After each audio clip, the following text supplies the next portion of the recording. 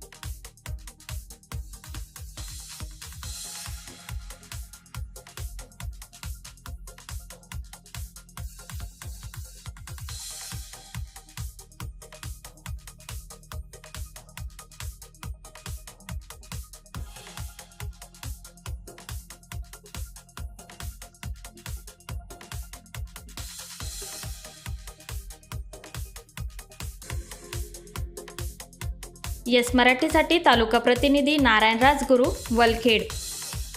अशाच प्रकारच्या ताज्या घडामोडींसाठी Yes Marathi news YouTube channel share करा, सबस्क्राईब करा, लाईक करा आणि पाहत राहा येस मराठी न्यूज.